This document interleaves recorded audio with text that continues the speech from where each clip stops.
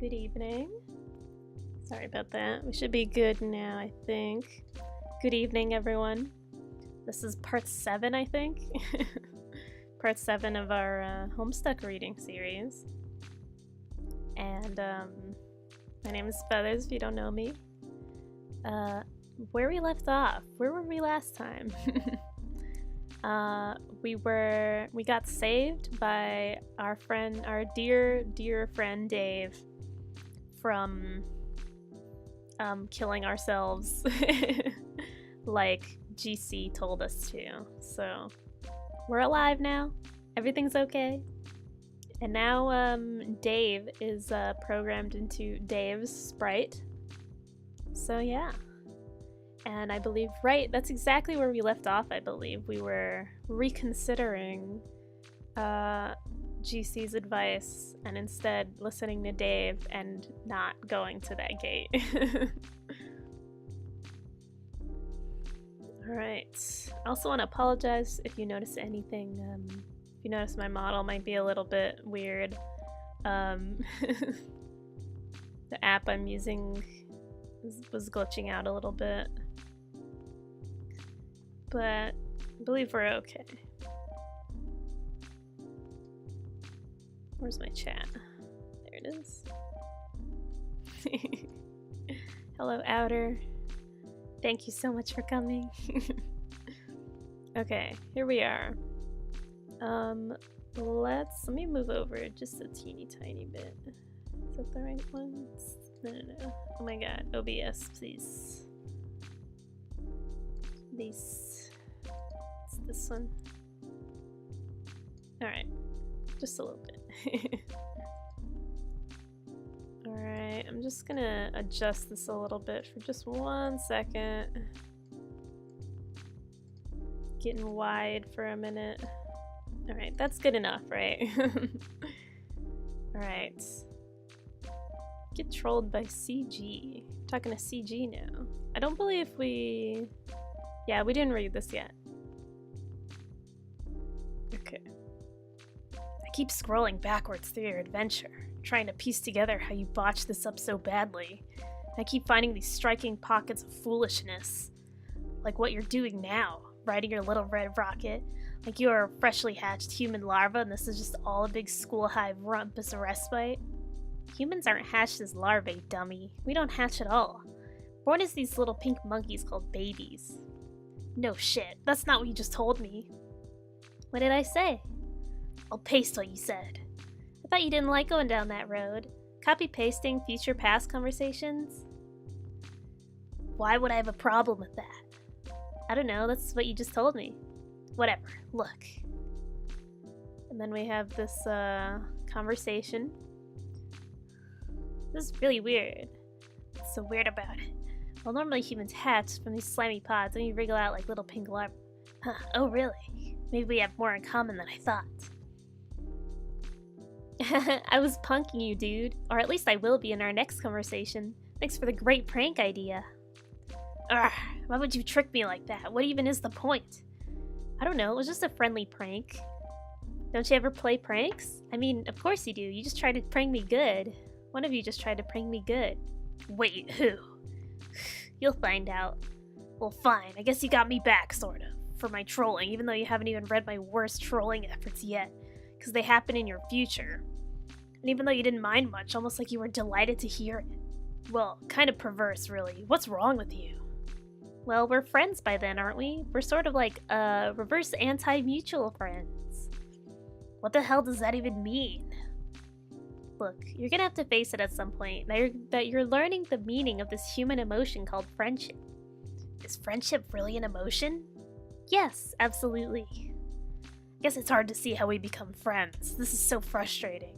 Every time I go further back into your past and talk to you, you say stuff that pertains to my immediate future. And then you won't explain to me what's going on because it's already old news for you. Dude, you've been doing the exact same thing. I've done no such thing. I've been exceptionally informative and helpful, if justifiably acrimonious. You never answer my questions, though. How am I supposed to know what's going on, or what you're alluding to? This game is a kind of game of a million guides. Everywhere we turn, there's another way to figure out what's going on, so please, go secrete me in Earth River through your strange human tear ducts. You've got sprites, exiles, guardians, consorts, time-hopping future selves, mystical dream oracle doppelgangers. And if that wasn't enough, your particular group of players is lucky enough to have us give you the scoop on stuff. Through a sort of subversion of the whole damn thing, even though we hate you.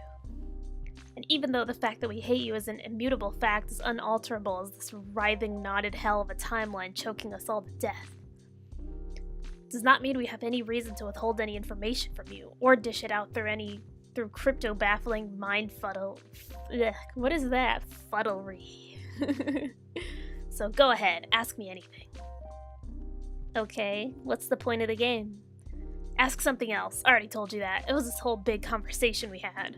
Ugh, fine. Where are you now? In the medium. A separate session from me. A separate session from yours. No, I know that. You already told me. I did? Yes, in your future. Damn it. What I mean is, are you in your house right now, or in one of your magical lands, or what? I'm just curious because you can see me, but I can't see or know anything about you. We're hiding in the Veil. What's left of it. What's that? It's a huge belt of meteors, orbiting way outside Skya, beyond the orbit of the planets dividing the medium from the furthest ring, where Durs orbits. Durs? The dark planet. Prospects the light one near Skya. Well, geez, how am I supposed to know any of this? You'd probably find out sooner or later from your dumb grandma, but by fusing with the sprite she has to withhold stuff and be mysterious and all, to make your adventure seem more magical. It's infuriating. Okay, so the Veil is a bunch of meteors. What do you mean, what's left of it? Okay, there comes a time when black inevitably beats white on the battlefield in the center of Skya. The White King is captured or killed or something, and that's when the reckoning starts. Okay.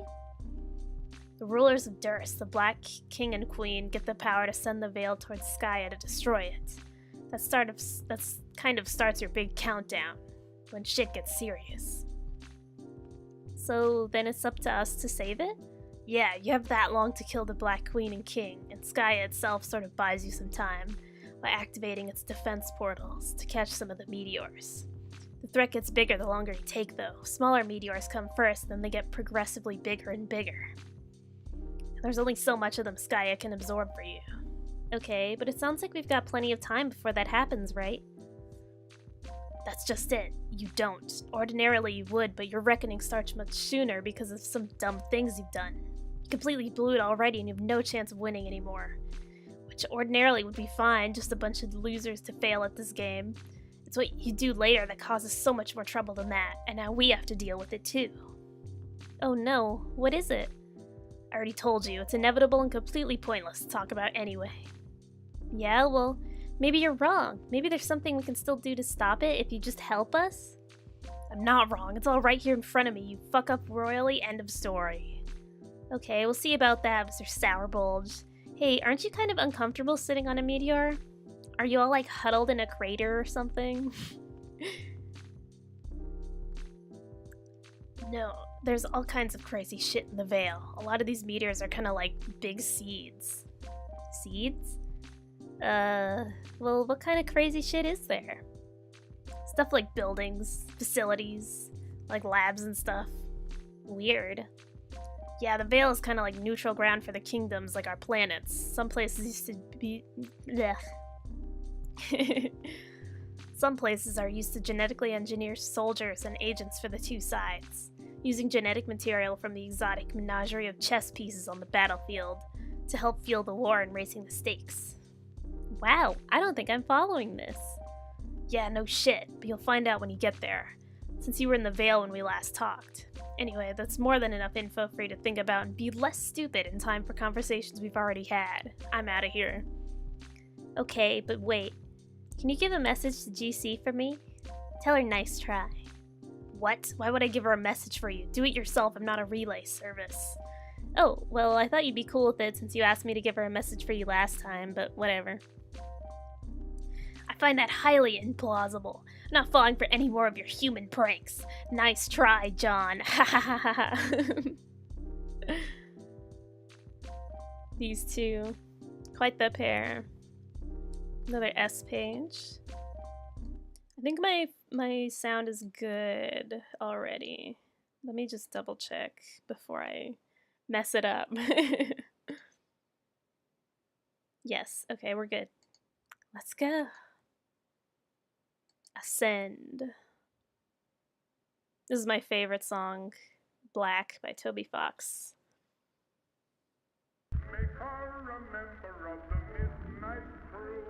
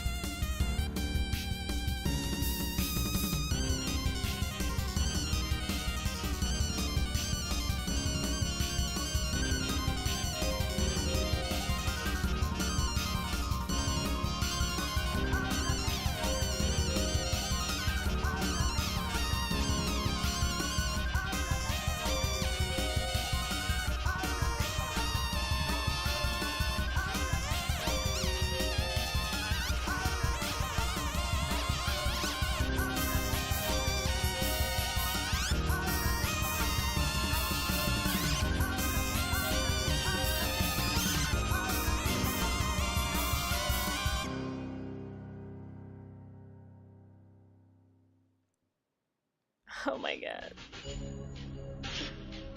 End of year one.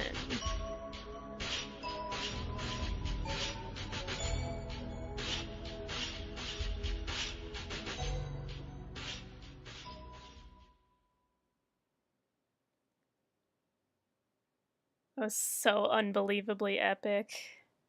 Oh my god. That song is so good. I absolutely recommend listening to that song. Ugh, that was so cool. Locate fourth wall. I got an achievement. Activate. Ooh. AH. Engage in highly indulgent self-insertion into story. What? Oh, hell no. This is always such a terrible idea. Leave me alone. AH. Examine wall. You really wish your side of the wall had an off switch, which is to say, I really wish my side of the wall had an off switch. Forget it. Go back to work. Okay, you're just gonna ask me to recap Homestuck, though. I don't know why you'd want to sit there and watch me type. This is going to be pretty long. Recap first year of Homestuck. Should we recap? I feel like we have a pretty good idea of, This is really long. But, I feel like we have a pretty good handle. I don't think we have to read that. I didn't read any of that. Do something less boring. MSPA reader. Shut the hell up. Retrieve arm from background.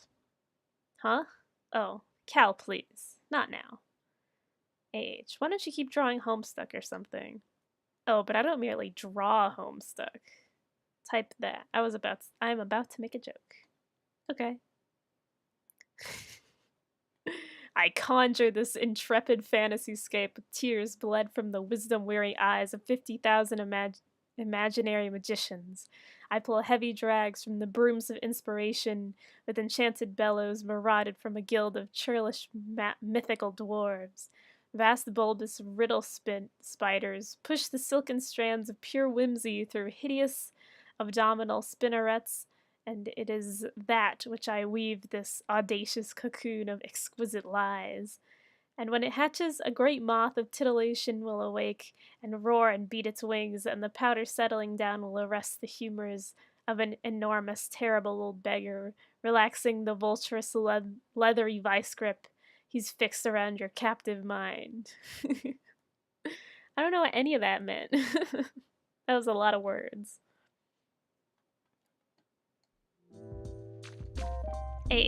This is stupid. Stop being a wise ass and get drawing.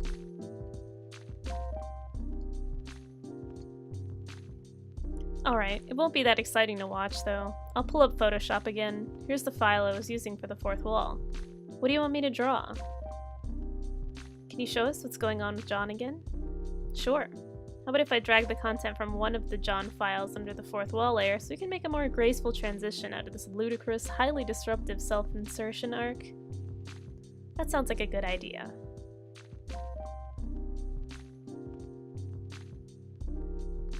Oh, and then you can type something like switch walls view to show us what's going on with John. Here, I'll prepare the GIF file for that. It'll just take a few seconds. Go ahead, say that. Switch John's wall. Switch views wall. Ugh, what the heck? Why can't I read this? Switch walls view to show us what's going on with John. You decide that's entirely enough of that. If this website becomes any more self-aware in a playfully self-deprecating, yet weirdly self-aggrandizing manner, you're gonna go drown a bag of puppies in a sewer. John, answer GC. Gallows Calibrators sent a file. Loa's map.fl4 FLA. What's this? It's your world map with your second gate labeled so you can go there. Oh man, let me drop everything and go there because I'm in such a huge hurry to take more of your advice. John, please, give me one of your human breaks. I feel awful about killing you, even though technically you never even died, so I don't know what you're bitching about. Yeah, well, Dave said I did, and I believe him. That is because he and you are best pupa pals for life. Can't I be your pal too, John? I don't know, I thought you were okay for a while, but now you're kind of giving me the creeps. Jegus, John. What? I'm invoking the name of your Earth Jesus to express frustration. You mean my Earth Jesus? I don't know, do I?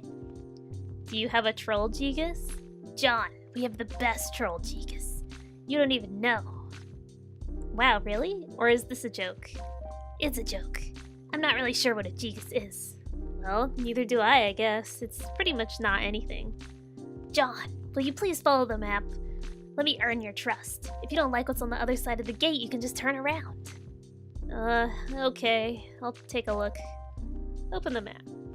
Oh.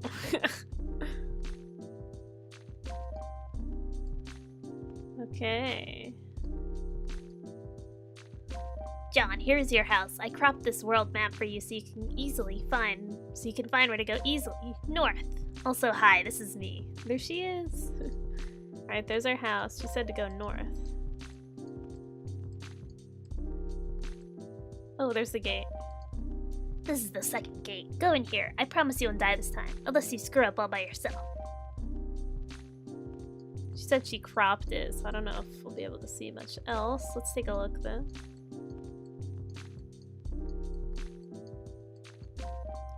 Yeah, there's a little pool down there. Wow, looks pretty cool. Very mountainous.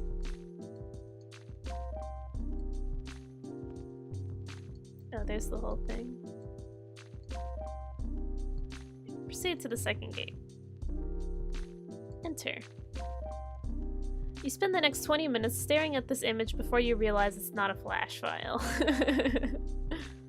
But what if it is, though? What if we're just being tricked? Okay, it stopped. Okay, let's continue. Woo! Oh. Crash. Oh no. He crashed through the wall. Oh no, the totem blade. Get up. Despite the pandemonium of your entrance, Rose is still sound asleep. She must be really tuckered out.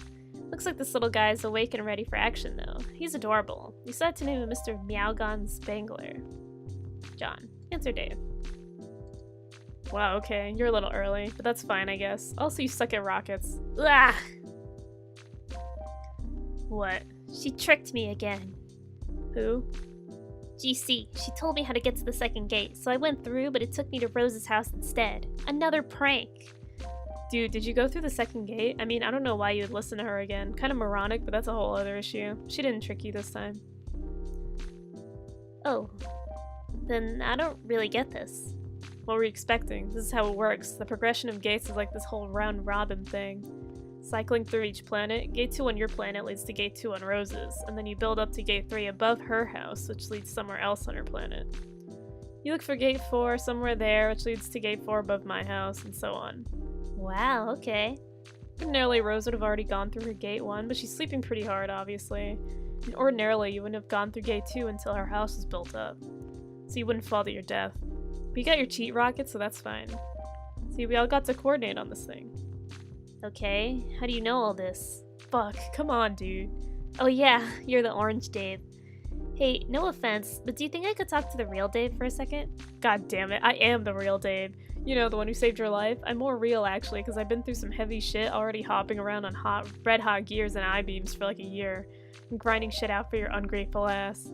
Here, look, check out this code from the future, not that you deserve it. You're fucking welcome. Wow, calm down. I'm sorry, that's not really what I meant. I mean, of course you're a real Dave, but what I mean is the Dave from my time is also my friend, and I guess he's in the same boat I'm in. Not knowing stuff and all. I'd feel bad keeping him out of the loop. Yo. Oh hey. I think I pissed off your future self. What did you do? I said he wasn't the real Dave. I think I might have really hurt his feelings though. Don't worry about it. Why not? Because I wouldn't give a shit, and he's me. Okay. I'm in Rose's room, by the way. What?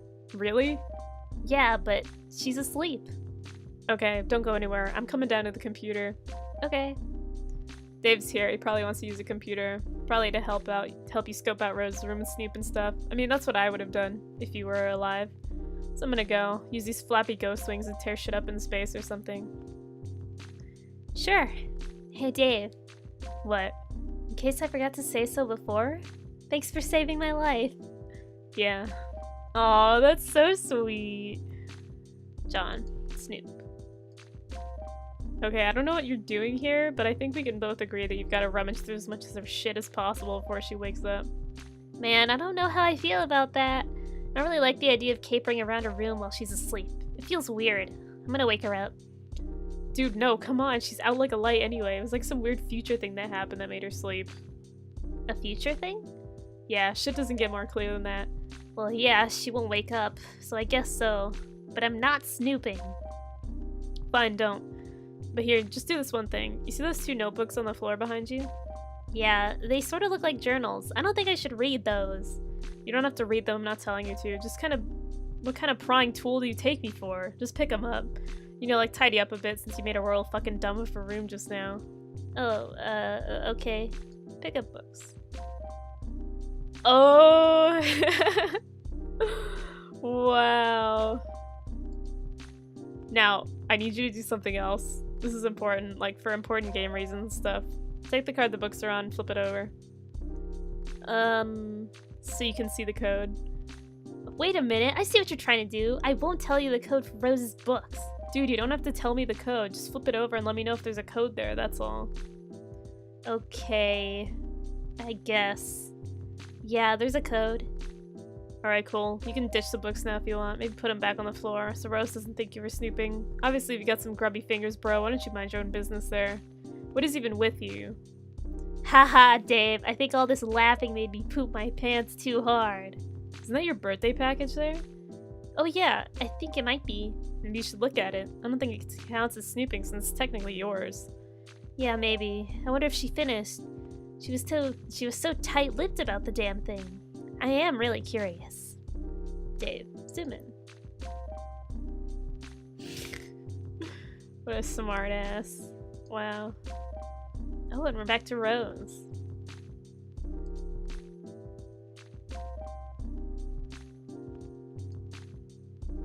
Yarn, okay. Oh, Dave. Dave is here. Yarn bonk. Oh, he fell asleep. There she is. Check Rose's bookshelf. You eye your birthday package again curiously. It's awfully tempting to peek inside, but you feel guilty about it for some reason, even though it's yours anyway. You suppose a perusal of her bookshelf would be harmless enough. Just a bunch of books. The knowledge inside is meant for everybody. Dave pesters you with the message TG, but you decide not to bother dignifying with the whole pester log ordeal because it's probably just him being a truculent jackass again, so screw him. Look at the book. You find a book full of beautiful poetry and groundbreaking philosophical thinking by American sports legend Charles Barkley. These are words to cherish. This is a man to treasure. Take book. Capsulog Rose's autographed copy of This Ocean Charles. Jewels of wisdom like this don't just fall into your lap every day and shouldn't be parted with lightly. You doubt she'll mind if you borrow her book. She's always trying to get you to read her weird books anyway. Oh, just open the package already. You can't take it anymore. You're gonna see what's inside. Oh. John, I never got to thank you properly for your gift. Yes, the words were there. Language comprising the familiar veneer of gratitude rubbing off with each tired flavor traded for. A God blessed to a sneeze or a few pennies cradled in a receipt. Perhaps it's the deplorable romantic in me, but I thought your friendship, demanded reciprocation by surpassing by some degree the utterly meaningless. The proper thanks I thought would be a demonstration that your offering was not in vain. Yes, some would take your suggested alternative to my gloomy preoccupations as a passive-aggressive jab. But I know you didn't mean it that way. In fact, I'm sure reading about it now is the first time the notion has occurred to you. John, please stop rolling your eyes. The letter is down here. The gift in this box is a resurrection. I used your present to thread life anew into a tattered heirloom. As long as I can remember, its black, greasy appendages have been tethered limply to its ratty, porous carriage. Too delicate to wash, too dear to discard. I used to love this rabbit. Now he's yours. I trust you'll find this to be adequately sentimental. Happy birthday, Rose. Put the bunny back in the box. Oh my god. This gift from Rose is so cool. 2 sweet bunnies and 1 birthday? What are the odds? In a fit of enthusiasm, you shut up and jam the bunny back in the box, executing a textbook chaos dunk. Millions would have perished if everything in the ocean were dead already, that is. Dick box. You gently chaos dunk the fragile bunny back in the box and capsulog it. This is such a nice present. You'll have to write Rose a thank you note and tuck it under a hairband or something. Wait, no. That would probably be creepy. This bunny reminds you that you still have a salamander in your Silodex. Something the bunny Dave got you. It's sort of uncanny how similar they are, aside from the knitted enhancements. Seriously, what are the odds? So weird. Deploy beloved daughter. You release Dear Precious Casey. She was probably getting antsy in that card. You think you'll leave her here with Rose. A dangerous quest is nothing to embark on with a sweet, innocent little girl stashed in your inventory. You aren't actually sure if she's a girl, though. You don't even know if salamanders can be girls. Aren't they hermaphrodites or something? You don't know anything about biology, unless it is biology that has to do with ghosts and slime. But even then, you don't actually know anything. You just sort of like to pretend you do. Looks like a troll is bugging Rose. Answer troll. Just using her computer. I'm supposed to antagonize a few members of your trivial species. I have to start somewhere, and some when. So I am starting with you, and now. It's going to be pointless and unpleasant, mostly for me. Actually, you know what? I'm not really feeling this at all. Goodbye. She's not here right now. She's asleep. But okay, see ya. Is this your human sarcasm that I've heard about? That you always use? And that is basically a terrible way to communicate. No. I thought that was the thing you did. The rose human, specifically. Oh yeah, that's me. I'm the rose human. Look at me. I'm so smart with all these snooty words and complicated things to say. I am the queen of books. Okay, these are definitely insincere statements. Why do you work so hard at being so awful? Ugh. I'm so burned. These birds are crazy. Can we just cut to the chase and be friends already? These cat and mouse games are so dumb. You know we're just gonna have to all be friends at some point anyway. Have we spoken before? I don't know, maybe? It's hard to keep track with all your time nonsense. Now that I think about it, it is pretty conceivable that I will talk to you again in the past after this conversation. That's because you guys always do things the hard way, and the dumb way. I should figure out how the viewport feature of this application works, so I can see what such a primitive creature looks like. Well, I know what you guys look like. You kinda look like Howie Mandel from Little Monsters. Even though, to be perfectly frank, he was kind of a big monster, and because he was a big, goofy adult, and Fred Savage was like his child prankster sidekick. Is this an adversary you have encountered on your quest? No, it's a movie. You should ask John about it because he thinks it's awesome, which it is. Seems like you put stock in John's assessment of things, even really uninteresting things that are pretty terrible to listen to. He's either the leader of your party or you hold him whatever the human equivalent of mating fondness for him is. Yeah, I got him this really cool bunny for his birthday, and it's really nicely knit and everything, because I am basically in love with him. You are right. Okay. Just kidding. I'm sure John knows it's because I'm really thoughtful, and I bet he really appreciates the present, and would say thank you if you were here. Okay, human courtship is definitely a strange thing, and it is sort of blowing my mind listening to this. I think I'll talk to someone else now. Why don't you talk to John? Maybe. When along his timeline would you recommend communicating with him? Oh man, I don't know. Why don't you pick the time that'll make the most complicated mess out of everything imaginable? You know that's what you're gonna do anyway. Considering that you're obviously not that smart and basically understand whipping bug-winged fuck all about even the most elementary temporal mechanics, I'm a bit perplexed as to why I find myself so vehemently fondling the short end of the antagonism stick here. Kind of irritating. I'm going to talk to your comrades, this John human, and figure out what's going on. Okay, if you talk to him in the past, he'll understand even less buggy-whipped fuck all about time. He'll be confused. Maybe paste something from this conversation to him? I don't know. If you talk to him in the future, he'll probably know all the stuff, like things you've said to him but haven't said yet, and then he'll be confused. Sorry, that's just how this works. Don't say I didn't warn you.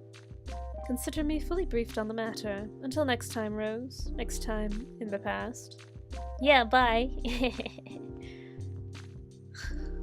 What a little menace. Oh. There's our friend GC. Oh, we're chatting with another troll this time. If you're not too busy still setting up the network, perhaps you could come show me how to activate the viewport. I'm in fact too busy still setting it up. Whoa, here's an idea. Press F1. My keyboard is missing the F1 key. Lies. Don't bother me, I'm not in the mood.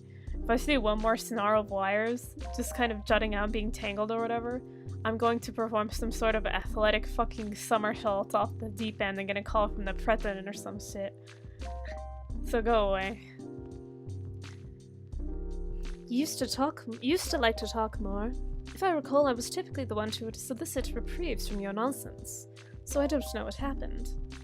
That was before we were all going to die. And look, no one believed me, and now look at you all believing me suddenly. Uncanny. Then why are you doing this? Setting up these stations for us? To get you all off my bolt about it, but I won't troll any of them personally, no way. Kinda juvenile. But you guys go knock yourselves out, but okay. See the venue up top? Fiddle around with that till you open the viewport. I did fiddle with it, to no avail. If you can't figure shit out by fucking around, you don't belong near computers. Finally, someone understands! Kind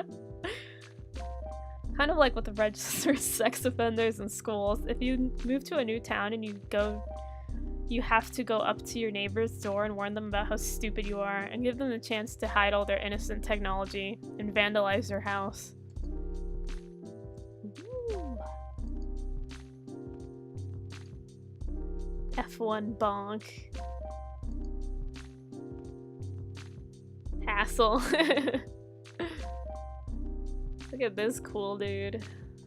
What a nerdy dude. Shut up and jam.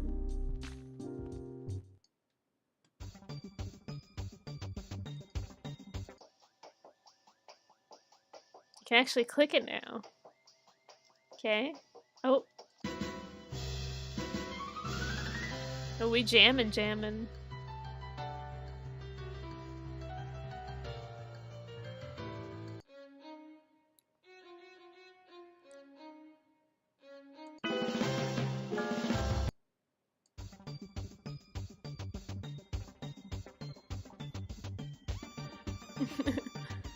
Dave shows you some of his sweet gear. Wow, he is so cool.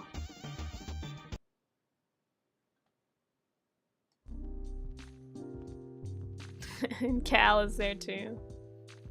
Oh, threw him out the window. Rose. First, be the pony. Second, follow mom. You are now the pony. You stand outside some ruins which your beloved master's mother entered recently. Outside you find a striking scarcity of oats or greenery or anything at all that is delicious to chew on. This is as compelling a reason as any to follow her inside. Maplehoof. Enter. You go in the ruins. Your clopping hooves echo throughout the carnivorous and foreboding environment. Cavernous.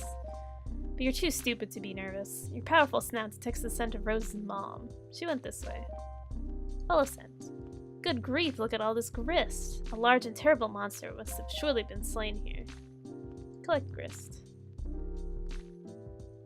You pick up all the grist and store it in Rose's grist cache. This is entirely too much grist of too many exotic types for such a low-level player. But you'll take it. You don't look a gift horse in the pink heart tattoo.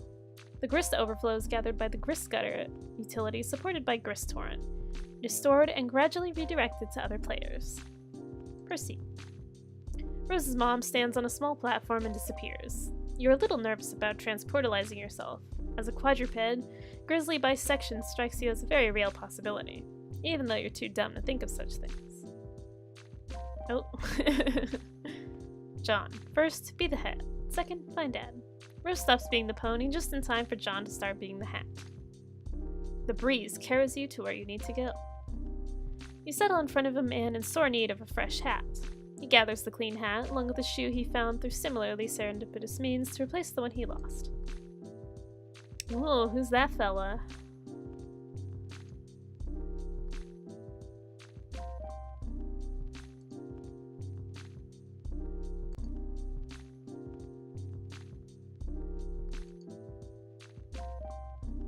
Visit Rose's alchemitter. Decide to try out the code Dave Sprite gave you. Make item. This thing is huge and costs a fortune. 500,000 pieces of build grist, garnets, diamonds, and gold, and a single piece of quartz. There's no way you can make that, let alone wield it, even with your ghost gloves. Shrink it down. Use the alchemitter scaling upgrade to reduce it to a more manageable and affordable size. Make a weapon called Fear No Anvil. Best or Dave Sprite. So what is this? The thing the code made? Really powerful hammer? How do you know? I thought you couldn't use hammers. I can't. Better be though. Got it from Hephaestus. Who's that? Really tough to kill, dude. You killed him for it? Nope. How'd you get it then? Shenanigans. Okay. Half the stuff in this freaking comic is shenanigans. Check out Dave's computer. Seems you have a visitor.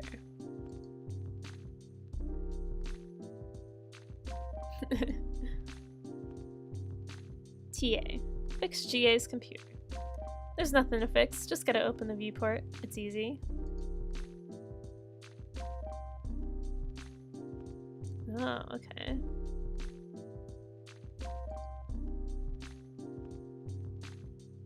Ah. Salmon laptop. Someone has been using your pest search on account, and you somehow doubt the culprit was this young, upright amphibian presently throwing a fit. Go find John. You hurry to the door so you can catch John before he goes gallivanting off somewhere. And it seems your door is ajar. Funny, you don't remember leaving your door ajar, even though it's sort of absurd for you to take note of such a thing, considering John recently left your room. Oh well, it doesn't matter. You will now proceed through this door uneventfully. Proceed through door uneventfully. You get dumped on by a bucket full of hellacious blue phlegm aneurysm gushers as a thoughtful but mischievous thank you gesture from John. Your prankster's gambit plunges to an all-time low. You cannot hope to defeat Egbert in a prank-off. He is simply the best there is. Look at her face. I love that. In case he's laughing. Equip Trusty Rocket. Rose obviously isn't waking up anytime soon. Might as well take some time to explore and maybe stop by again later. Why, Dr. Meowgon, do you want to come along for the ride? It sure looks that way. Okay, hop aboard then. Adventure awaits. Blast off.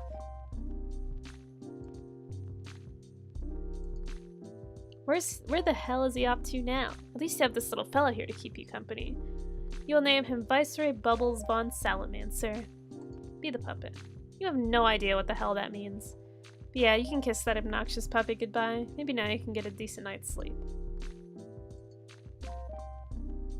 Oh my god. Okay, this is the most ridiculous thing you've ever seen. What is taking place here is almost certainly illegal. You're not sure which laws are being broken, but it is probably a lot. AR. Follow. Ooh. Explore. You spy a boat on the shore of one of the islands below. You wonder who could be out here rowing in the middle of the ocean. Investigate. Hoof prints in the sand. The mystery deepens. Enter. There are many frightening and powerful monsters in here. Huh. I'm not reading that.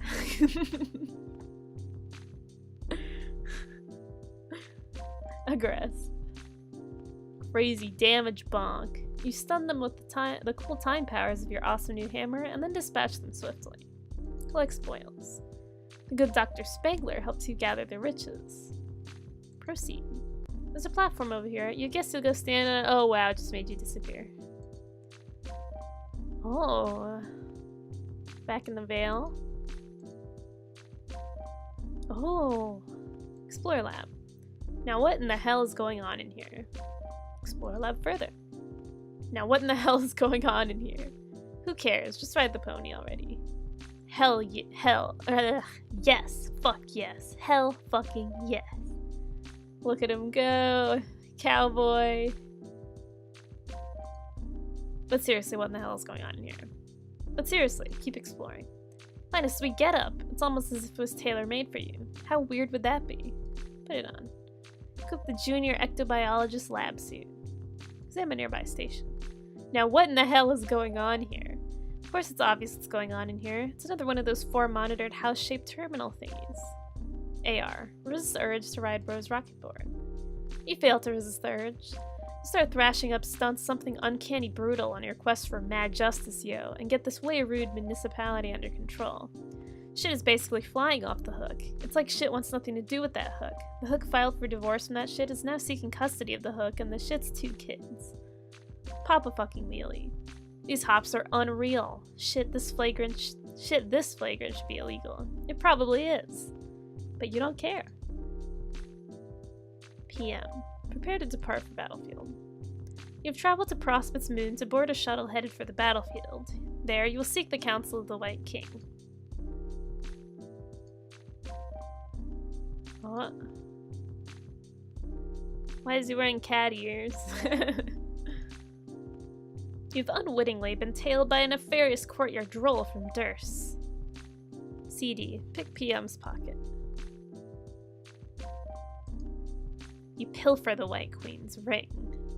Depart. None the wiser, you board the shuttle. Next stop, Skya. You receive an incoming message from the draconian dignitary.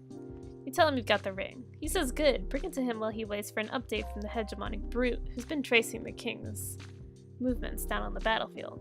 He asks if you're still wearing that ridiculous outfit. He says you don't have to anymore, by orders of the Sovereign Slayer. You say you'd still rather wear the outfit. He's got nothing to say about that. Oh, Jade. Clobber. Additional pummeling. Dead Grandpa Smackdown. Oh no. Sweet catch. Too late. She's gone. You'll have to remember to deliver it later somehow. Best way to remind yourself is that you're carrying a ring is to put it on your finger. Of course, that was just an imaginary transformation, since the ring doesn't work like that on humans. It was fun to pretend, though. Meanwhile, in a timeless expanse, somewhere a war-weary villain rues eternal struggle between feuding royalty. The battlefield holds little promise for the peaceful life of a simple farmer. WV, rise up.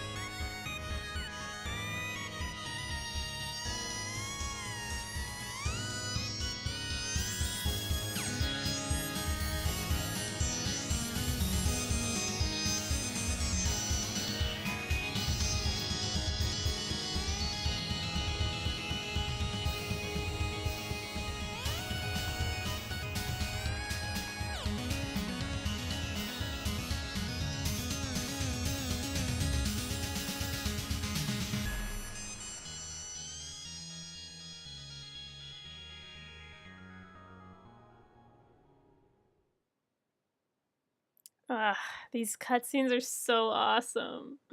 That music was so good. Made by our boy Toby Fox, the Undertale guy. Alchemize a whole bunch of cool stuff.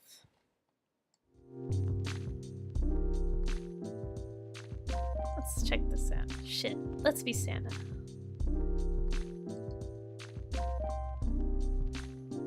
Shit, let's be Santa. Great. Boots. Fuck. Come on. Sign. Fuck. Who would even make these? Conk suck boots anyway. Oh my god. Bimp. And the night before Christmas.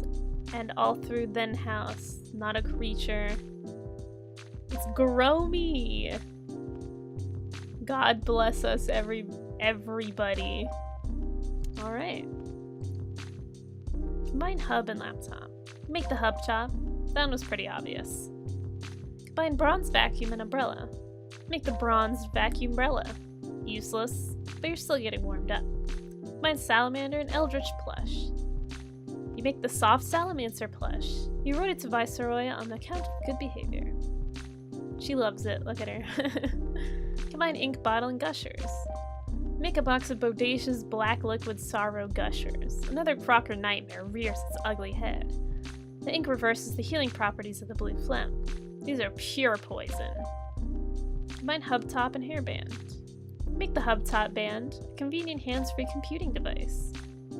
Combine magnetic W and bottle of vodka. You make a bottle of magnetic vodka. In addition to having high alcohol content, the liquid inside appears to have magnetic properties. You guess this could be useful? Find wizard statue and ball of yarn.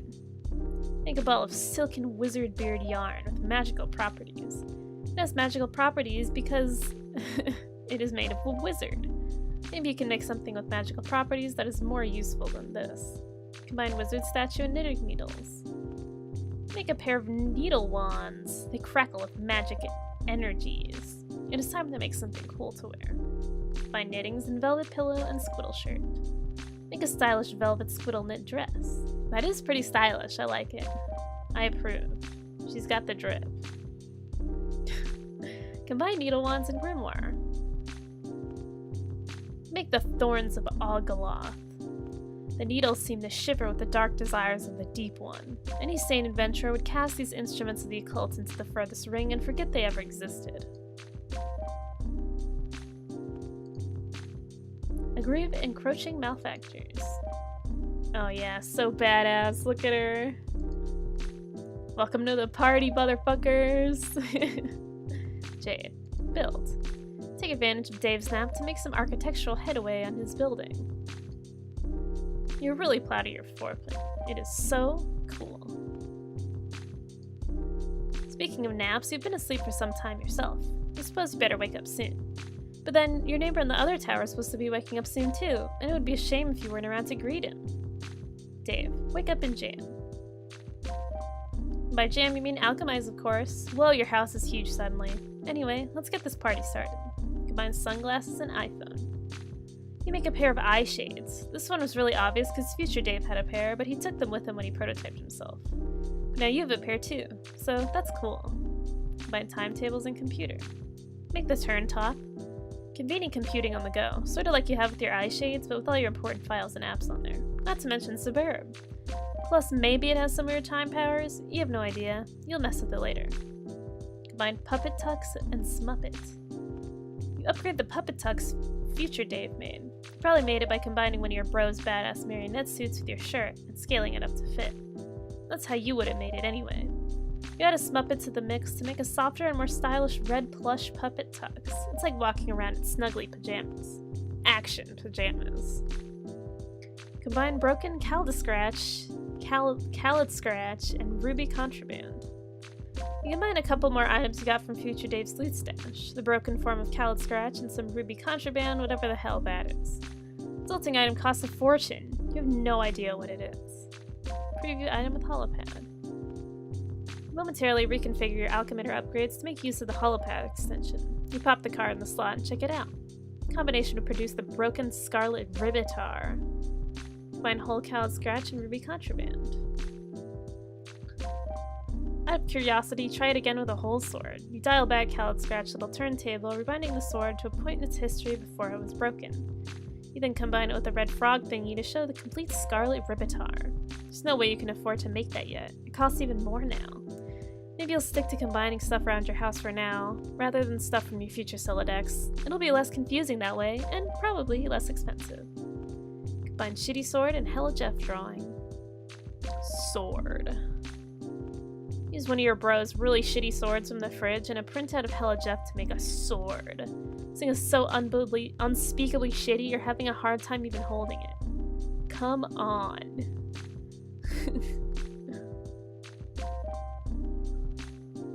Combine Snoop Dogg photo and mini AC and Khalid Scratch.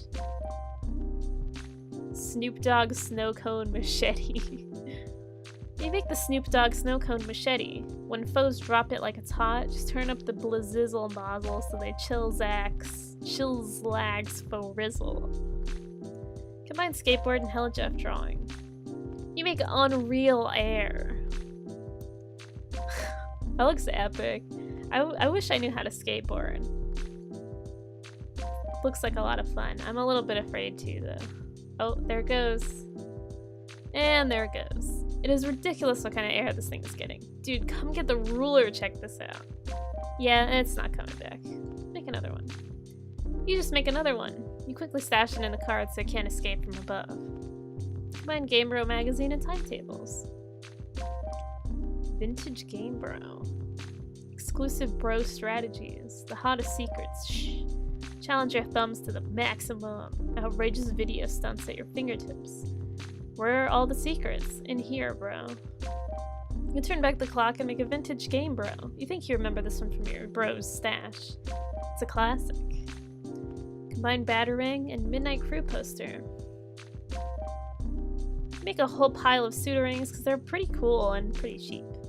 Combine Puppet Tux and Midnight Crew poster. You make 4 aces suited. You weren't really sure which one you like better. The red one is softer, while the black one is sort of stiff and starchy. Anyone wearing the suit is all business. Maybe you'll switch it up as your mood dictates. Combine the Puppet Tux and Felt poster. That'd make the Felt duds if you had whatever that green grist is. Combine Smuppet and Felt poster. Make a jutting out and impudent Felt plush. You do an acrobatic fucking pirouette off the handle and into his heart. And he into yours. Look at his stupid little hat. Combine Dead Things in Amber and Smuppet. Make a foam mutant Smuppet encased in amber. Now we're getting somewhere. Combine Dead Things in Amber and Smuppet. For the sake of science, you combine them instead of and combine. You make an amber mutant Smuppet abomination. So cool. This is how you make shit work. Egbert and Lalonde should be taking notes. I don't remember what the 2 lines were. I don't remember. It's just the other way around. Combine Fetus in a jar and Mr. T puppet. Make the foam fetal Mr. T in a jar. Another backbreaking victory for science. Looking pretty chill with your new freak show entourage. All the underlings look kind of put off by it though. You're kind of weirding them out. Combine camera and capsulog card. Capturoid camera. You make the Capturoid camera. You can use it to snap a ghost image of any object without capsulogging it. Spits it out on a brand new capsulog card every time. Could be a useful way to take a large inventory of anything you can counter without cluttering up your Sylladex. Also for grabbing codes for stuff you can't ordinarily pick up. Take photo of self. Take one of your patented ironic cool guy self-portraits. Man, so cool. That's really all there is to say on the matter. What a cool guy. He kind of looks like that one meme, you know, what is it? Like the creature that's like, yippee! You know what I mean? He kind of looks like that, doesn't he? Combine Venus in a jar and self-portrait photo. Dave's brain in a jar, wow. That would apparently make Dave's brain in a jar. Gross. It costs a king's ransom though, because of course the organ is virtually inimitable. Doesn't stop you from capturing its hologram though. Capture the hologram of your own brain. Okay, that's probably the weirdest thing you've ever done, but okay. Combine brain and Sweetbro and Hella Jeff drawing and Capturoid camera. Make the Sweetbro and Hella Jeff a fire. Finally, something useful. Costs you 1,000 units of artifact grist. Try it out. Snap. Bro, where'd you go? I was going to show you my chops. Haha, dude, are those wings? Time to fly up away to the sun, you fucking piece of garbage. Okay. The only thing that's really left to do is watch that asshole fall. Looks like it automatically prints out a Sweet Brown Hell Jeff comic in some way related to whatever you take a picture of. This should save you a lot of time, specifically the 5 minutes it takes you to draw a comic. You're a busy guy. Wow, look at all that junk. Make copies of Riv's journals. Can't forget the most important thing you came here to make. Gotta be getting your snoop on. Take a look. He looks so cool in that black suit. I love that. That's so awesome. One book is titled Meow, and the other is titled Complacency of the Learned. Gee, you wonder what could be in Meow. Read it. Meow, meow, meow, meow, meow, meow, meow. So no surprise at all, this book is full of more meow letters. Looks like Rose is totally nuts. What else is new? I guess I'll try out the other book. Looks like it's some sort of creative writing project. Read Complacency of the Learned. Friglish bothered his beard as if unkinking a hitch in the long silk windsock.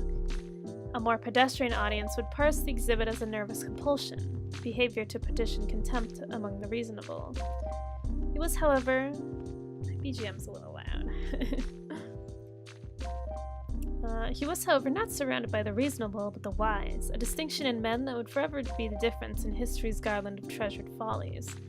As a matter of fact, his cattered fellow wizards were all putting similar moves on their beards as well. The practice would evince thoughtfulness.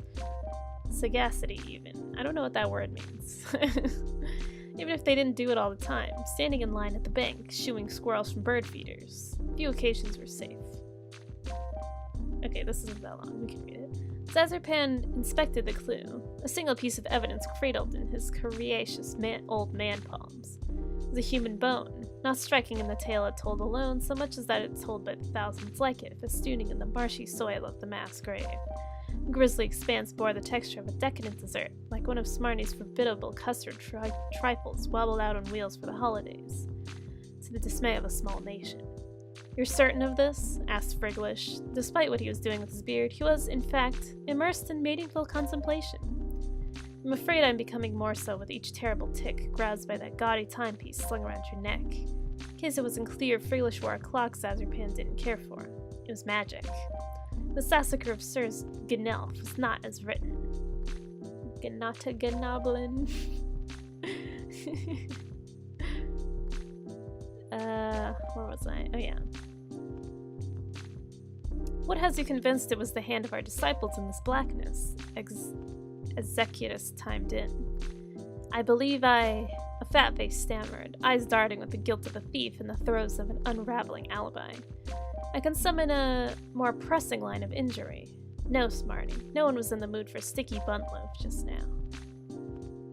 Zazarpan's ears fell insubstantial to any line of inquiry, pastry-oriented or otherwise. His abstruse contour carved a pondering shape in the fog carpeting centuries, dead. His 11 contemporaries, too, embraced the muted consternation of their great predicant scholar. Few wizards kept sharper indumbratives or read them with such lucidity. When Zazarpan treated men with silence, it was seldom unrepaid by the wise and reasonable alike. Sorry, guys. I gotta take care of something. Just real quick. Please excuse me.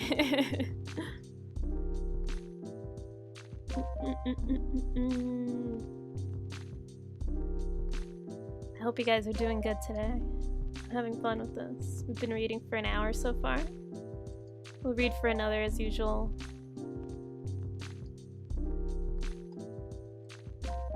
Story's starting to get pretty interesting, huh? It's pretty exciting. Can't wait till we really get into it. And it seems like you guys are really enjoying this, which makes me very, very happy. Because I'm enjoying it as well.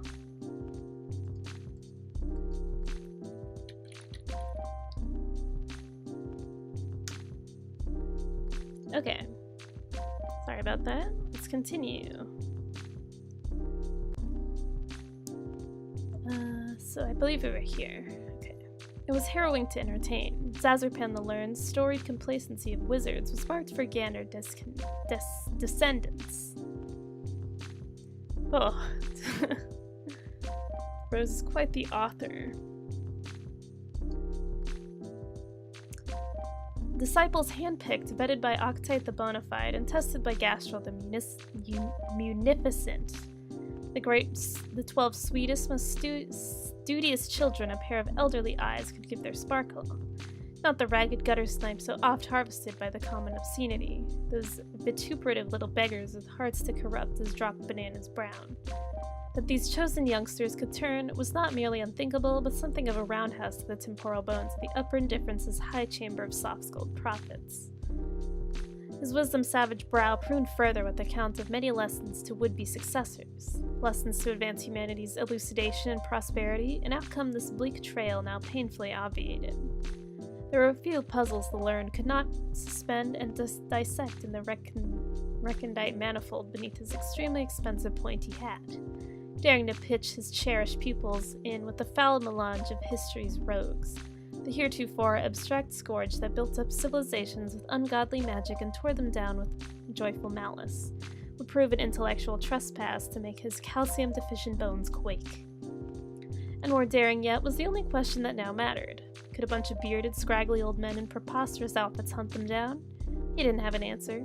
Only a simple observation so blunt and uncharacteristically jejune for the lauded sage it was breathtaking itself in its self-evidency.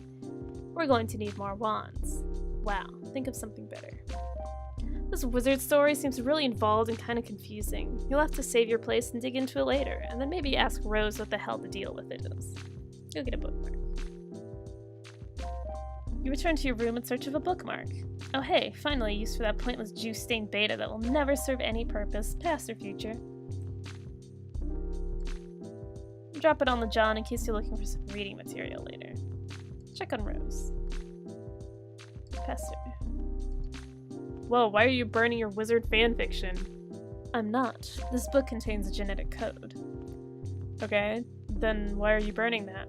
The gods from the furthest ring asked me to. That's some dumb wizard thing you just made up, or something to do with tentacle monsters. I can't keep track of what you like anymore. How did you know I wrote a book about wizards anyway? John told me. He was all snooping around your room while you were asleep, and I was like, no man, don't. So not cool. And then he was like, haha, dude, check it out. This book is full of wizard slash. And I was like, I don't even want to know. This is such a crazy violation of privacy. The story sounds suspicious. Do you want me to chew him out about it? I will, because that was so outrageous and I don't know where he got on being like that. No, I don't actually mind. Too bad I missed him. Thought you hated wizards. What's the deal with that? I like wizards. What I don't like is my mother's obsession with feigning interest in them to antagonize me. Oh man, that's so messed up that you think that. She probably digs wizards for real just like you, and you're just blowing shit out of proportion like pretty much always. You and she could probably been chatting up how awesome wizards were this whole time, but no. You're probably burning your nutjob meow book to spite her too, aren't you? No, I told you. It's one of the gene sequences locked in my subconscious. The gods say it's critical to destroy it. Oh yeah, I thought that was a joke. When did they say that? When I was asleep. You mean when we were dancing and stuff in our dreams? Yes. When I flew to your tower, I heard them. They're far above, in the dark sky. I've never heard or seen these things in my dreams. Aren't you often distracted by music and puppets? Yeah. Have you ever looked into the sky without your shades? No, what a ridiculous question. Maybe you should try it sometime. You're the Prince of the Moon. I'm sure they've been meaning to seek a royal audience. What do all these dots mean? Dunno. Anyway, yeah, I guess I'll go do that. Get some sky monsters to boss me around, sounds cool. Dave Sprite. Also Pester. So really, why are you burning that? I just explained this to other Dave. Do I have to explain everything to you twice now? No, I know. I'm using Dave's spare computer. I saw the whole conversation through his Pester Chum account. Oh, I see. Instead of having to double explain, I merely have to put up with being double spied upon. What a relief. I mean, you didn't burn that book in the future. That book was completely pointless. I know. But now it's not. You appeared to make it relevant by traveling to the past. So does that mean the sleeping thing worked? You remember the future? I remember some things. Okay, cool. So why is the cat code so terrible now? I don't know. But the gods were pretty emphatic about it. Well, okay, I guess it's done, but why are you so sure they're right? Have you ever known them to be wrong? I guess not, but they sort of freak me out. I mean, listening to gross space mutants all day isn't my idea of an awesome time, especially ones that sing, oh god. Is that why you always kept the music turned up? No, I flip out to ill jams because they kick ass, obviously. I guess we'll chalk another riddle up in the solved column. Yeah, case the fuck closed. You talking to future me? Yes. Okay, I'm out of the loop again. Between you and taking orders from Dream Beast and birdwing me with, like, future secrets, I'm doing some sort of spectacular fucking jackknife off of the loop and getting a wink and a nod from Barack Obama. I'm coming upstairs. Okay. Oh. Oh. Chill with Dave Sprite. So, it was pretty funny how I made a copy of Rose's evil book right before she burned it. Now she doesn't know about it. I know it's crazy what kind of foresight this guy has. I'm telling you, coincidences like that are unreal. They don't even happen. Most of the time. The best thing about how I did that is how it in no way will ever come back to bite us in the ass ever. Dude, our shit is safe. So safe. Gonna sleep pretty sound tonight with that big fucking payload of safety you just got dropped on us. Gonna be all hugging my pillow and shit, grinning like a goddamn bear full of honey. Safer than some Flintstones vitamins in a bottle. We just keep twisting, Junior. All you get is clicks. Asshole thinks it's candy. Doesn't even know he just stepped on a security rake and got a face full of fucking safety. Yeah. Anyway, I guess I'll go back down and burn that book. Alright. Oh, they're gone! Go back in time and stop the thief. Well, looks like you already tried that. Whoever took those books is a pretty cold-blooded dude. You'll figure you'll cool it on time travel for a while. Don't want to see the day of corpses start to pile up, especially if one of them winds up being you. Throw yourself out the window. Ditch the body before Jade sees it. That'd probably freak her out. Oh, there's the dude. Press a button on the control panel. You push one of the nearby buttons. It activates an upper right monitor. The view is locked on a particular location on Earth at a particular date and time. Whoever was in the lab appears to have recently calibrated this device. Zoom monitor. Monitor displays a town on the west coast of the United States. It appears to be your old neighborhood. There's a factory there you do not recognize. The date is December 1st, 1995, a few months before you were born. Zoom in. An old woman is escorted by her son on a lovely day. A target has been locked over the gentleman's mother. A meteor overhead looms unnoticed. They witness the destruction of the facility, collateral damage to a corporation owned by a renowned billionaire explorer. A mystery begins. Press blue button. That is so cool. I love the reflection. That's such an awesome shot. Create a paradox ghost imprint of the woman you recognize to be your grandmother. The ghost sludge is sucked into a glass tube. Switch 4. You switch to a monitor displaying a view of a remote island on the Pacific on December 3rd, 1995. Zoom in. Renowned billionaire explorer approaches on his yacht. An old factory lost 2 days prior, but a new shipmate gained. Together they settle on the island and plunder its secrets. A meteor overhead strikes unnoticed, headed towards an unseasonably warm city in the central United States. Press blue button. Create a paradox ghost imprint of the man you spotted in the woods with your book. The ghost sludge is collected. Switch 3.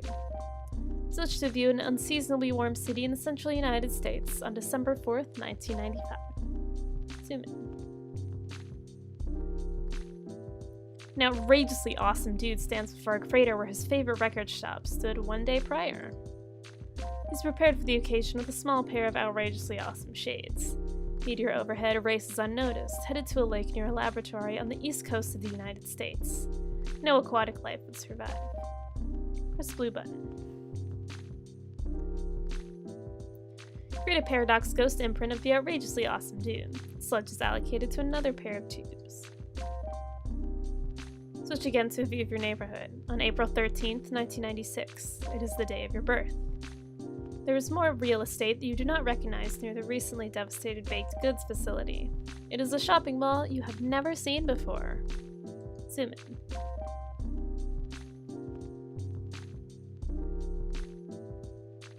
A professional lady and her new mother have traveled from the opposite coast at the behest of a famous and wealthy scientist to study one of numerous recent celestial anomalies while he is on expedition.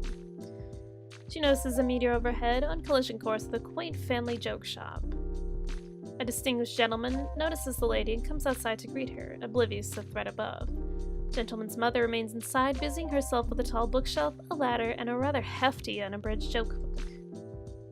An old mother lost today, but a new son gained. Gentleman discovers a clue. A powerful nose detects perfume. The lady has fled. The mystery deepens. But the monitor has not lost track of the lady. Press blue button. You create a paradox ghost imprint of the professional lady. The sludge fills the final tube. Once all the tubes are filled, an automated sequence begins to execute. 4 young paradox clones are created. There's one more button to push. Ectobiology sure does involve a lot of button pushing. At least it does when you're a junior ectobiologist. Your loyal assistant Dr. Meowgon is all over this one. One pair of tubes empties the sludge into the chamber below. Another pair does as well. Another sequence is activated. Scale Etchelader. You storm up your Etchelader to claim the coveted, if difficult to pronounce wrong, Ectobiola babysitter. Your ladder is absolutely hemorrhaging the boon dollars, just what your pork hollow's fat ass needs. Surpass 1 billion boon dollars and trade them all in for a single whopping boon buck. This is, of course, going directly into the college fund for these youngsters. Sure as heavy, into the hollow it goes. Uh-oh.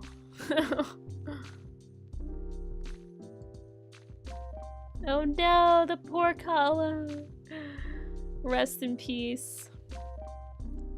Navigating the Veil nearby.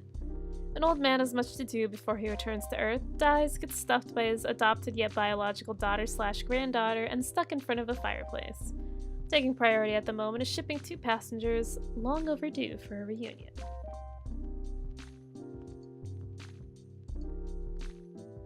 Huh. Fetch mode is a wallet, bruh. Huh. Troll John. See, this is a case in point. What point? The point I was just making, about the ultimate riddle. You blithering, feculent shithole. Okay, that's your cue to laugh at me some more, I guess, because you seem to really get off when I flame you. Humans are deranged. Oh man, I must be getting closer to the conversations where you're trolling me harder. This is pretty exciting. I can't wait to see what you've got up your sleeve. You see what I mean? Fuck you about that. Anyway, you weren't making a point about the ultimate riddle, dude. Yes, I was, and now I'm losing my train of thought, dipshit. Nope, never talked about it. Yet. Oh hell, that's right. Damn it, I guess it's gonna be confusing. Oh, you're just starting to figure that out now? See, I kind of painted myself into a corner. I started trolling at the end just before the rift, and then jumped back a little. So now I guess I've become railroaded into working backwards here. Unless I want to do the sort of dumb jackass hopping around like the others. Oh my god, I know! You've already told me like 1,000,000 times! I have? Ugh, I have? Wow, I can't wait for all these amazing conversations to take place. It's gonna be like that human vacation with the giant red chimney asshole up in here. You know, the one where a bunch of moany nooksuckers sing at the little pine tree, I think. Man, I gotta say I'm a little disappointed by this masterful trolling you were bragging about. I was bragging? Why would I bother with that sort of pedantic human horseshit? Maybe you should consider that I was bragging to get your hopes up in the future, only to let you down, and thus troll you masterfully in that respect. Maybe, but that would be pretty weak too. Your brittle human calcium-based skull is what is weak, and if you and I were in the proximity of a blunt instrument, I wouldn't have much trouble proving it. Whatever. So is the case in point you were making anyway. I think this is where I got that. Whenever I say whatever in text, I type it like that with the W and E, like that. I was scrolling back and noticed you were in the Veil. Whoa, I am? Yeah, dum-dum, you're tumbling around on a big goddamn meteor, and you just created younger versions of yourself and your guardians. Probably by mucking around with that thing like a doofus. Wait, these are baby versions of us? Haha, so clueless. What did you think you were doing there anyway? Well, I just saw footage of my Nana and some other people who I'm pretty sure were like Jade's grandpa and Riz's mom and stuff from a long time ago.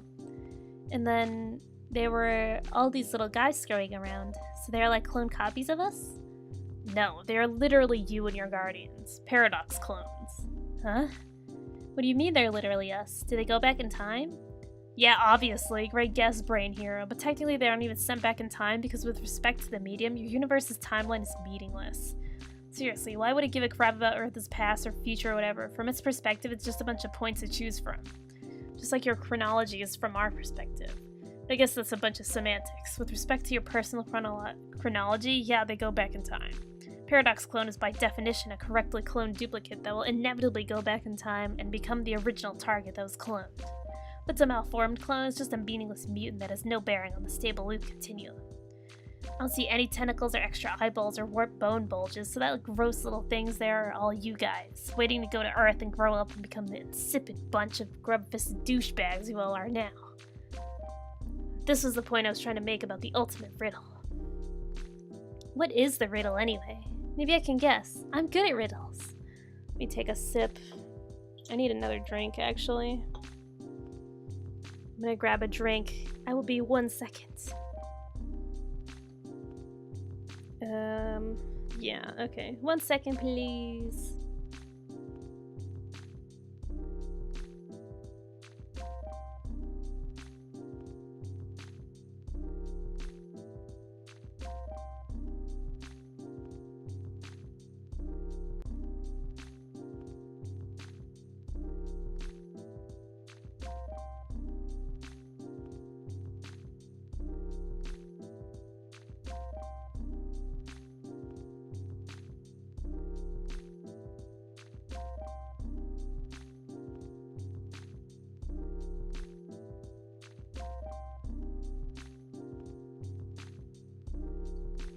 Alright, I am back. I'm gonna give you guys some ASMR. Are you ready for this?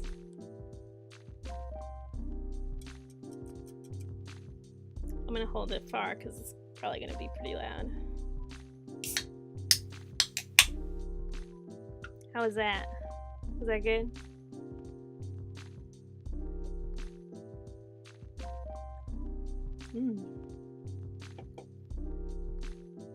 It's iced tea, Arizona. Yummy, yummy.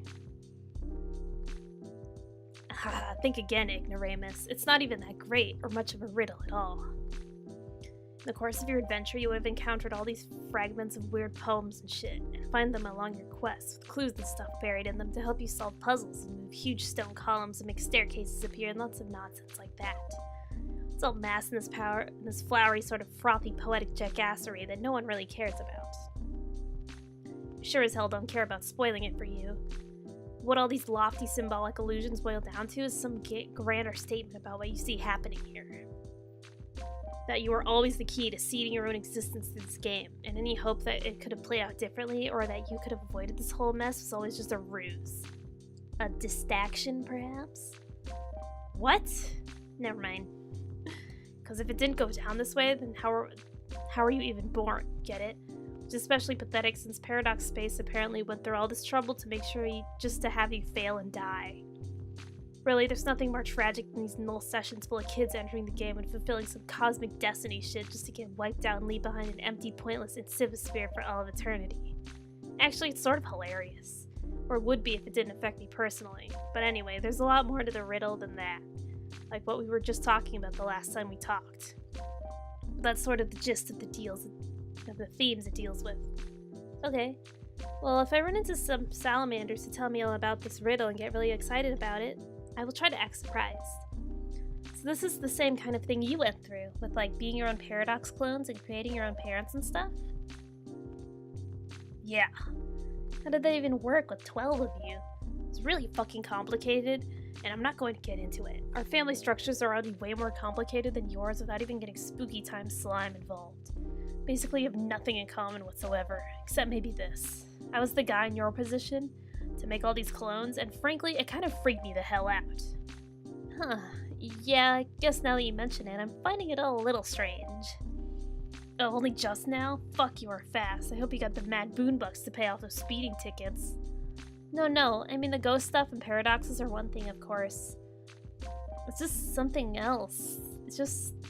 This is really weird. What's so weird about it? Well, normally humans hatch from like these slimy pods. We wriggle out as a little pink larva. Oh, really? Huh, maybe we have more in common than I thought. Maybe those really are mutant clones and they are going back to siege your planet? Sure? Hell, I'm confused now. Not that I give a shit about you and your pointless, awful lives. Hey, I have an idea. Why don't you get back to me in a few minutes? I mean like a few minutes of my time, not yours. All these little pink monkeys are getting way out of line, and I have to tend to them. If you message me in a couple minutes, we can continue conversing in a sane, linear fashion for a change. Okay. Then after that, you can keep going backwards and then make fun of me riding my little red rocket. So you can tell me I look like a silly little paradox clone fresh out of my slime tube, and this is all just a big nursery time recess jamboree. That would burn me so good. Okay, that is pretty good. But then I can't use it, because you said it, and then later, i.e. right now, you would come up with the satisfaction of knowing you were the one to come up with that burn. See, you're dealing with a pro, you can't out-troll me, so just forget about it and stop trying. 10 little pink monkeys. They're scrambling all over the place. They appear to be preoccupied with some of the objects littered around the lab. At least it's keeping them busy. Oh, look at her in the hat. That is so cute. Sleeping on the cow puppet. Oh, oh my god, he's got guns. Dave on the pony. Get trolled by CG again. Okay, it's a few minutes later. Look how sane and linear we're being. Yeah. Okay, awesome. Now fuck you and goodbye. Wait. What? Just looking at all these rascals and I was wondering, how do they go back in time and become us and stuff? Does it have something to do with the reckoning? How do you know about that? You told me. You had this great dare going, so you could be the least helpful and informative. And you totally lost, dude. You were hella helpful. Obviously, I was just spiting your stupid, pointless human dare. What is a dare anyway? It's nothing. Someone says do something and then, oh, laugh, laugh, you lose if you don't do it. That isn't even anything that deserves a word. We don't even have a word for dare in our language. The closest approximation would be worthless fucking bullshit waste of time for silly little children. Oh, wow. Is that the title of a movie, too? Yes, it's the title of every dumb movie you ever liked. That isn't true. It doesn't make sense. Anyway, how could we have made a dare by moving backwards on your timeline? You would dare me to do something, and then I would do it next time, but you wouldn't even remember the dare, because we didn't make it yet. That's what isn't true and doesn't make sense, you damn bag of puke. Well, yeah, the dare never happened. I was joking around and made that up to give you a hard time. You have sounding stupid down to such a science. Where's your lab coat and test tubes, Dr. Brain Professor? I am wearing a lab coat. Sort of. You look like an elf. That's bullshit. You look like you could be blowing into a funny little shell and limbering up for a silly cookie dance. Do we even have elves? Yes, let's compare which fantasy creatures that don't exist we both do or don't not have. What a great fucking idea, John. What? You asked about the reckoning, so why don't we talk about that instead of all these pretty much terrible things? Okay. Yeah, so when the reckoning starts happening, all these paradox clones get shipped off to meteors, flung through sky and defense portals, and get sent back to Earth. End of story, I guess. Bye. Wait! So that means we are all sort of like Superman? Yeah, I guess. Cool. You all trace the mythological footsteps of your beloved human Superman, who's really just a muscular Caucasian alien. It's hilarious how humans worship him as a pinnacle of human heroism and virtue, but he isn't even human. Actually, it's incredibly pathetic, but also in a way kind of admirable, because it means deep down you almost realize who your daddy is. We are bitches. Yeah, Superman is pretty cool, I guess. Did you know Nicolas Cage was almost gonna play a Superman one time? Oh, my throbbing phlegm, who gives a barfing fuck about that? John Egbert, you have assassinated my patience. Adios, loser. Wait! Get back to me in a couple minutes, okay? Fine. Facepalm X2 combo.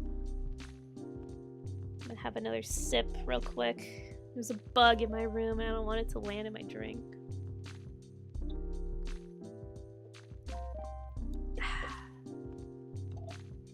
AR. Shred. You're ripping up so many hellacious shreds, this fierce shitty biz nasty is getting so deliriously rude brazen it. Okay, you lost the handle on the sentence. Oh my god, is that what you think it is? This thing is so completely illegal. How could this atrocity be flying out here unnoticed all this time? You're gonna throw whoever's responsible into the slammer. You always call jail the slammer when you're extra angry at crimes. Go in. There's a large elevator platform ahead. Go down. Below there is a dark, cavernous room. Near the platform is a time capsule. It is deployed a seed and waits for something to be deposited and for the clock to be set. It is all harmless enough, still no sign of any perpetrators. Fresh premises. Deeper into the darkness of the room, there's some complicated lab equipment. Again, nothing particularly unusual for this jurisdiction. Examine equipment. There's a large monitor. Displayed on it is a small human girl in a fancy house. The date is April 21st, 1910. 8 days prior, the orphan girl was taken in by an aristocratic southern colonel and legendary humorist. He recovered the young lady from a freighter where a bakery once stood, operated by the man's wife, a notable baked goods baroness. There's an explosion in the colonel's backyard. Land sakes alive, we are cooking with petrol now. The colonel and his new granddaughter investigate. The impact site is where a doghouse stood moments ago. It is the magnificent abode of the man's beloved pet, Hallie. He takes a belt from the old julep flask. He'd sooner perish himself than lose that dear animal. People would think reports of the man's death were greatly exaggerated, but they weren't. This is exactly why babies should not be allowed to dual-wield flintlock pistols. An old colonel lost, but a new brother gained. Aha! There's Hallie. The youngsters adore their new guardian. Good dog. Best friend. Young boy is difficultly pronouncing the name, though. Sounds more like Harley when he says it. 13 years later, the boy develops a taste for adventure. He and his guardian bid farewell. His sister is sad. She will be left all alone with the wicked pastry baroness. She can handle it, he tells her. He believes in her. This all seems pointless to you and immaterial to the crime that has been committed. Though you do find it odd that the purifier target has been fixed over that especially stupid-looking animal. You hear the elevator platform. Someone is coming. It's a high-ranking agent from your kingdom. Could he be the man behind this crime? Could his intent be mutinous? You know the agent to be far too dangerous to take into custody. You hide behind some equipment and observe. He appears to be holding some notebooks, also what appears to be a pair of juice-stained envelopes. Only one of the books is useful to him. The envelopes are useless, and he couldn't make it through more than a paragraph of the other book. Some weird thing about wizards. He discards them. Spare notebook lands on the floor. The envelopes land in the seed. Time capsule stores the seed, and on account of some default setting is programmed to bloom several 100 million years from now. Capsule then readies a new seed. The agent approaches another device near the large monitor. Kind of figuring it out now, getting full circle. Gets rolled by CG, insane and linear manner. Wow. Sorry.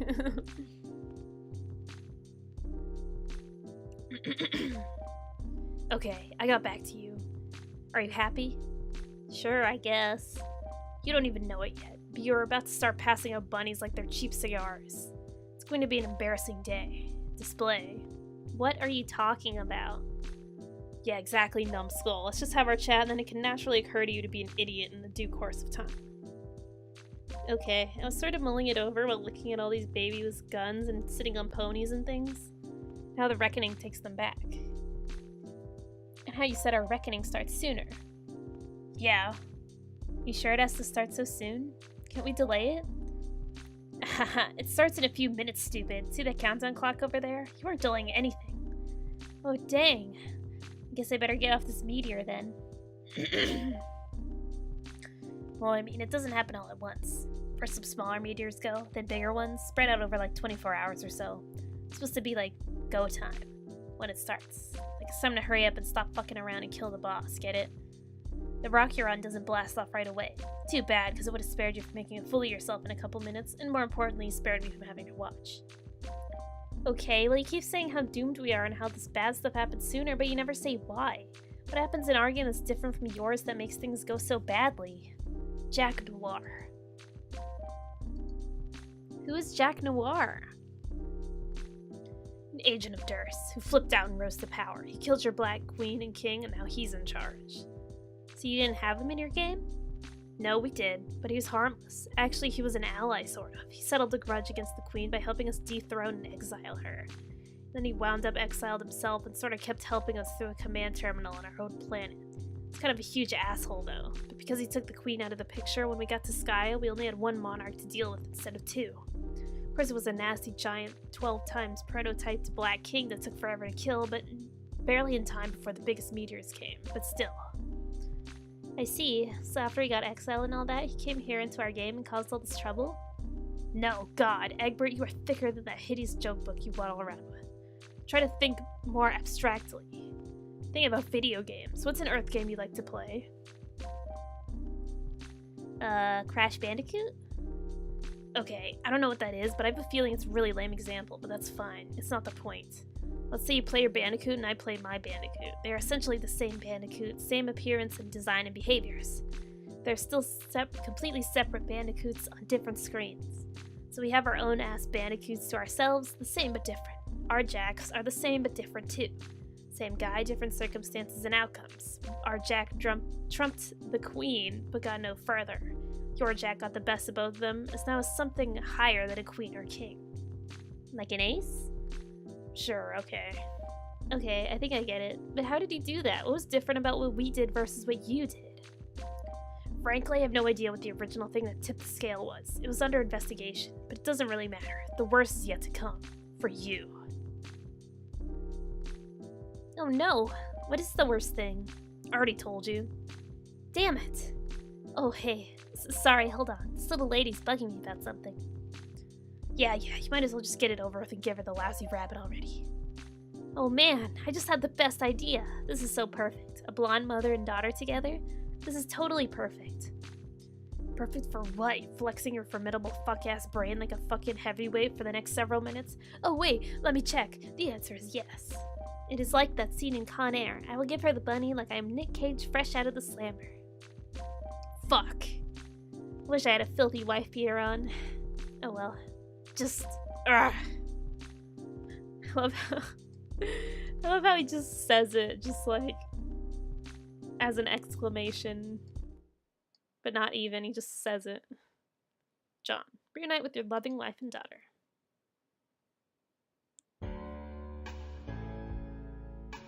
Oh my god.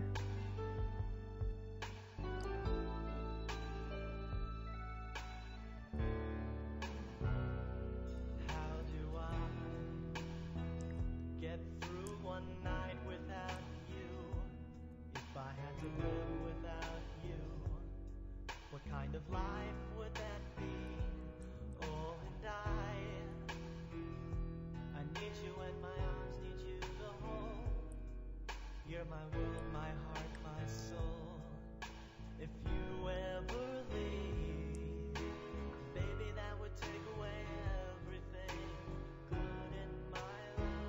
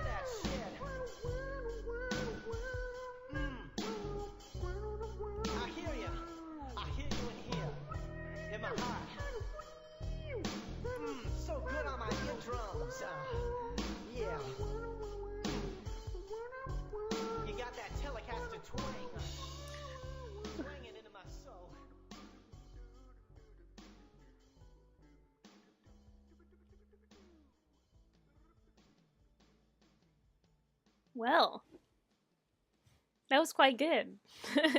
End of Act 4. Alright, we reached the end of Act 4. Psych, it'll be a few more pages. Oh, never mind.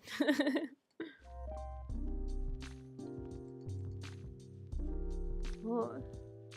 Get trolled by GC. Dave, what's it smell like? What? Your blood. Fuck off. Dave, give it a little taste for me. Tell me what human blood tastes like. I've been so curious. You're the annoying blind one, aren't you? Yeah. Dave told me about you. God, too many Daves. It's like this big asshole and cool boy party. Someone forgot to invite all the cool guys. Wink. Man, I'm telling you, burns like that are unreal. Where do you even get a burn that's that sick? Bet you can't wait to be a useless piece of shit all day and fall down all these burns. No, you messed that up. Hey Dave, is this you?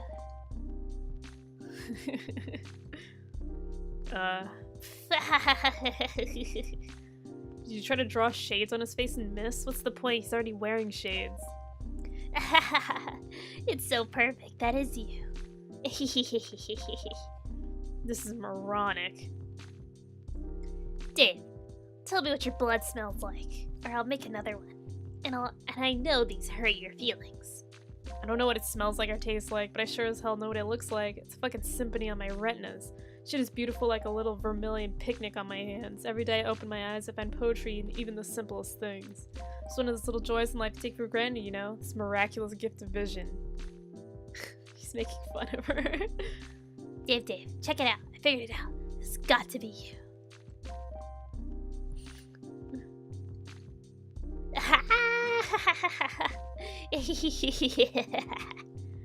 I could give myself a hernia trying to be as big a douche as that guy. I could try, but it'd wind up like a motorcycle stun gone horribly wrong. My broken body would flop and tumble around like a rag doll. Oh god, I can't breathe. And yet, as much as that guy's the tooliest dude I could ever hope to meet, he and I will still get along famously, because we can both see. Just him and me, having a sea party, like a couple of eagle-eyed bros peeping shit up into the wee hours. Dave, can I come to your sea party? I guess, but you have to be careful not to stumble around bumping and all the gorgeous masterpieces hanging around everywhere. God, so beautiful to look at with my perfect eyesight.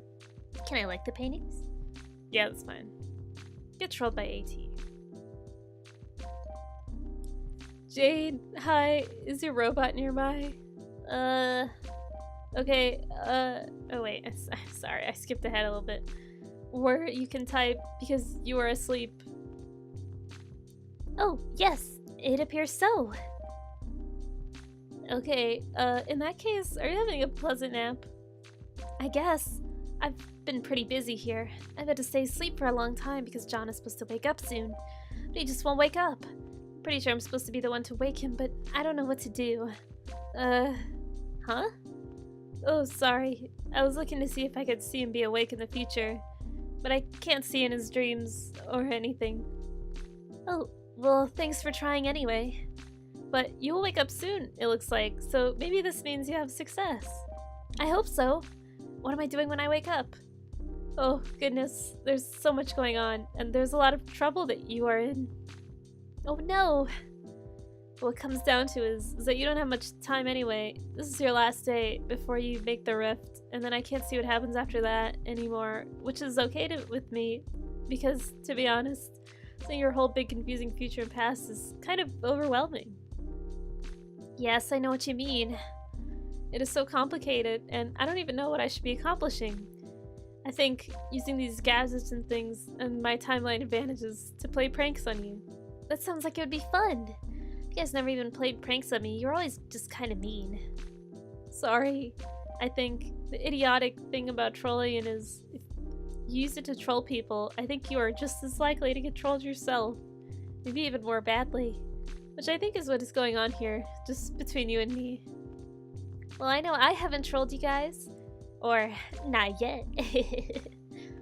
No, but you sort of are. My friend is going crazy. He wants to talk to you. He left you a message a long time ago on your timeline to talk to him when your robot blows up. Oh yeah, I totally forgot about that. Does it really blow up or is that just another trick? I don't know. I can't see it blow up in your future. Not on screen. I mean, there are lots of explosions. All the time, anyway. Too many explosions. You could ask me in the future? Okay, I will ask.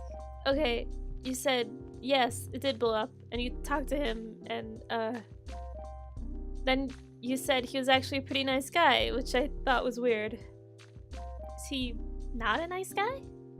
Not really. Oh, well, maybe he's just been through some tough times. Maybe we should give him the benefit of the doubt.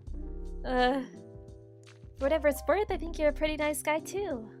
Okay, thank you. Also, you seem to be the only one who ever thinks to talk to me while I'm asleep. Why is that? Oh, I guess that it makes sense, because you have a robot to let you say things that happen on Prospit. And I'm curious, because the only time I ever had fun playing this game was when I was asleep. Now all our dream cells are dead. Oh no! Dream cells can die? Yeah. I never knew that, or even thought about it. I guess it makes sense though. Yeah, so enjoy your nap while it lasts. Bye. There he is. Get trolled by GA. Hello again. Are we friends yet at this point in time? I would speculate that if we are not by now, then it is probably not to be. Pardon? Furthermore, which rose have you chosen to be at this time? The stupid rose or the smart rose? I am a little busy. Sounds like you are attempting to be the smart rose this time.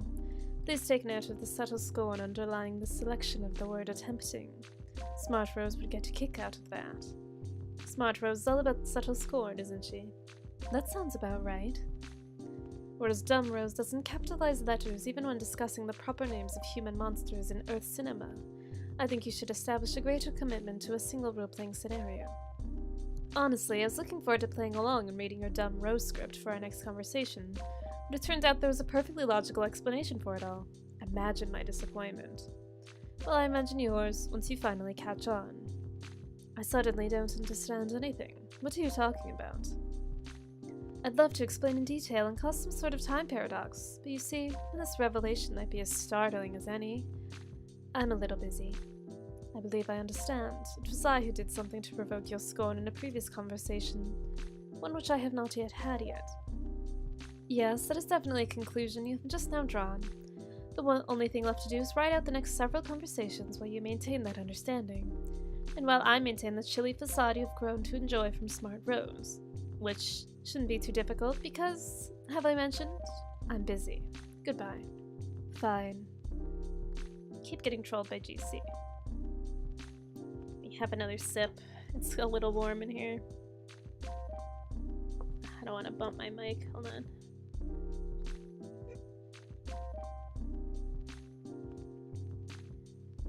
These troll voices freaking destroy my voice so fast. Dave, I finally got it. Oh hell. Finally figured it out. Once and for all. This is you. Not bad.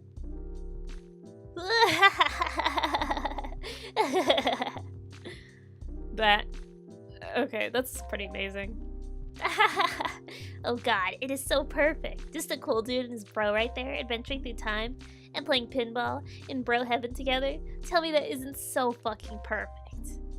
Hey, speaking of which, where is my bro anyway? I haven't seen him at all since I got here. Dave Sprite doesn't know. You can see everything that goes on, right? Or smell it or whatever. How does that even work? Do you use a computer and know what's going on? Does it make any sense? My face doesn't make any sense. Dave, your face doesn't make... Damn it. Actually, your face does make sense. To my nose. And my tongue. Ew. I'm sorry, Dave, that you'll never experience the sensory bouquet that I enjoy every day. That I ensconce myself in like a warm and comfy bathroom made of flavor and melody. Okay, it's the dumbest and most far-fetched explanation imaginable. Okay, got it. Anyway, I don't know where your bro is. As far as I can tell, you never see him again between now and the rift. Too bad he won't be around to bail you out again like you did when you entered. Man, don't remind me about that. It's so embarrassing. It's okay, I won't tell John about it. I know that's what you're worried about. Okay, cool. But look, you don't need to be upset about not having your bro to lean on anymore. Who's upset? About time the dude gave me a little space. Ugh, okay, whatever you say, but that's not the point. Point is, I will help you instead, Dave. Is that cool? I guess. I know everything that's gonna happen to you, I can tell you before it happens, so you can be ready, and not have to go back in time to get killed all the time and stand on a toilet looking at your own blood for 10 minutes. Okay. So what's next? First you go through the gate, and then when you go through, you will be in another place to your wild cherry lava land. You'll quickly meet some friendly crocodiles, and they'll try to eat you, but that is just their way of being friendly. You shouldn't be scared. Why would I be scared? Dave, please. You're crying like a little boy. It is happening right here in front of my nose. Your tears taste delicious. Kind of like something you wouldn't know about. A troll delicacy called cotton candy. We have cotton candy, dump ass. Ugh. Another S page. Descend. By Toby Fox.